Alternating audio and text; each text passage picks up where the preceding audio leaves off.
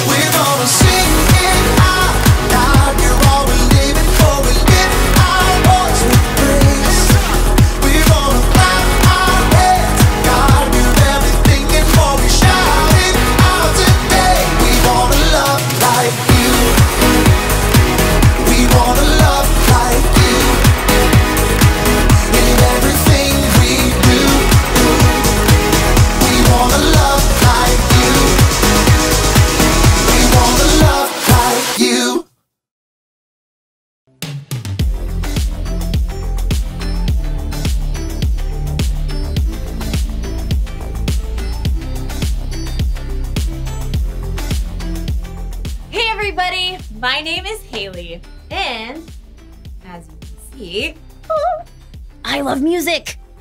And I mean all kinds of music. Rock music. Country music. Hip hop.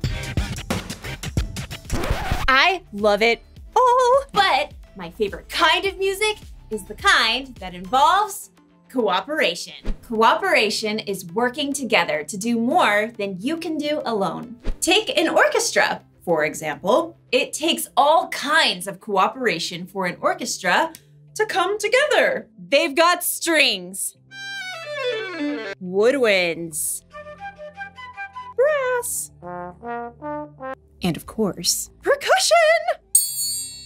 By themselves, those instruments sound just fine. But when they all play together,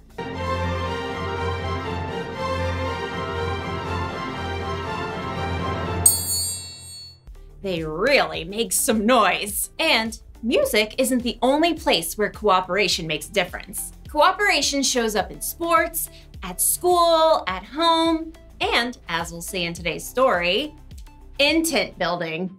Really, really, really big tent building. You'll see what I mean.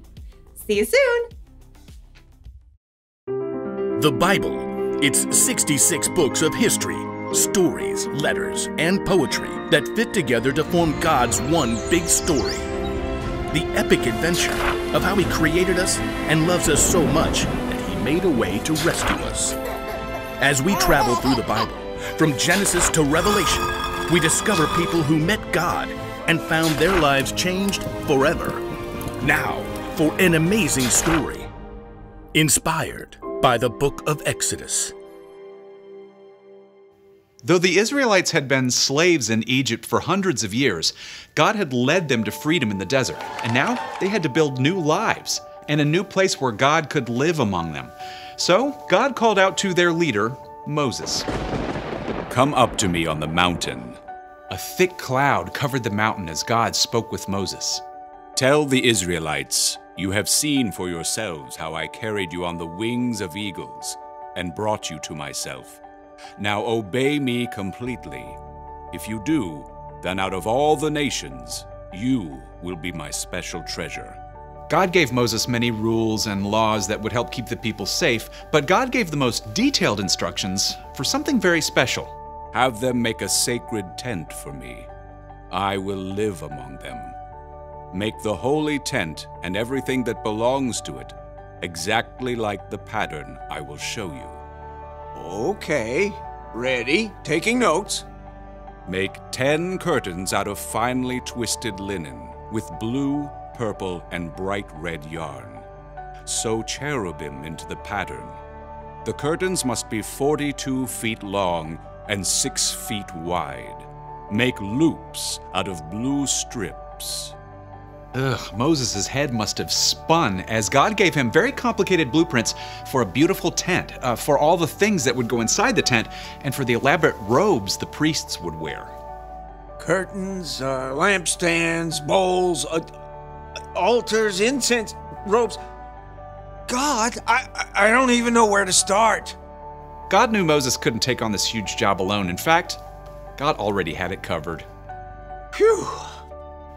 After Moses had heard all of God's instructions, he came down the mountain and told his assistant Joshua, Gather all the people.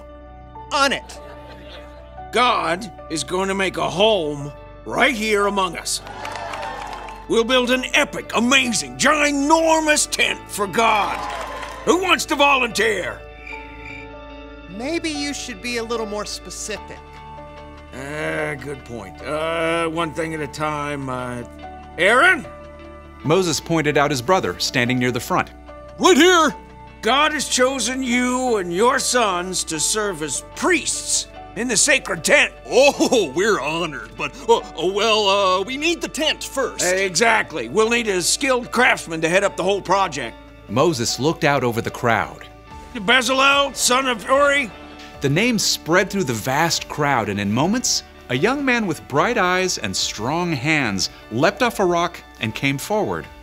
Bezalel, son of Uri, tribe of Judah, at your service. God has chosen you to lead everyone crafting the holy tent. Wow. Okay. Gonna need half a second here. Don't worry. God's filled you with His Spirit, with wisdom, understanding, knowledge, all kinds of skill. You're talking about me? Can you make beautiful patterns in gold, silver, and bronze? Well, yes. Can you cut and set stones? Yep. Work with wood? Absolutely. Craft as if Pinterest were already a thing? Theoretically, yes. God will give you all the help you need, starting with, Oholiab? Another man stepped up, smile lines crinkling his face. Hey, man, that's me. Yeah, God also had chosen you and given you special skill in all kinds of crafts. Oh, totally rad. And to top it off, God has given both of you the ability to teach others everything you know. All right, we're so on it. We'll train up an entire team. There was just one catch. We need to lay in supplies. Yeah, anyone seen a House Depot? How about a tents to go? God will take care of it. We need everyone to help. Please bring an offering for the Lord from what you have. Quickly, people came forward to give to the work of the holy tent. Take these gold earrings and this necklace. I can haul in loads of acacia wood on my donkey. I've been saving this purple yarn. I picked the olives for this olive oil. In fact, the people had brought so much, the workers couldn't use it all. Stop! Please, we have more than enough. So under the guidance of Bezalel and Oholiab, a team of men and women stepped up to create the tent. They carved tables and altars and curtain bases. They crafted golden lampstands and bronze bowls. They spun and wove yards and yards of bright-colored linen curtains. They sewed special robes for the priests and compounded beautiful incense to burn on the altar. At last, the tent of meeting was complete. Moses and all the people gathered together once more. You have done the work just as God commanded. May God bless you all. When everything was finally in place and the priests were ready, a cloud covered the tent, and it filled with the glory of God that everyone could see.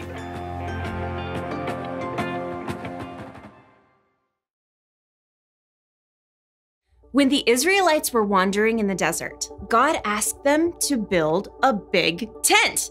A tent we now call the tabernacle, where people could worship God and where God could live. Oops. You heard that right. God wanted to live with the Israelites in the desert inside of a big traveling tent. And God wanted the people to work together to make it. So they needed people with all kinds of different gifts. Designers, people who could sew, people who could work with stone and fine metals. Plus, they needed teachers who could train people how to do all of those things. God knew that if they all worked together, they could make something incredible. God has always been big on cooperation. Think of Jesus. He could do so much on his own. He could work miracles, and yet he chose to work together with a unique group of 12 disciples as he traveled and he taught. God wanted them to work together. And guess what? God wants us to work together too. You see, we are all unique. We all have things we're good at. We could be good at sports, or good at math, or good at coming up with stories. We could be hard workers, or good at solving problems. And by ourselves, we could do just fine. But when we work together, when we use our gifts with the gifts of other people, then we can really make some noise.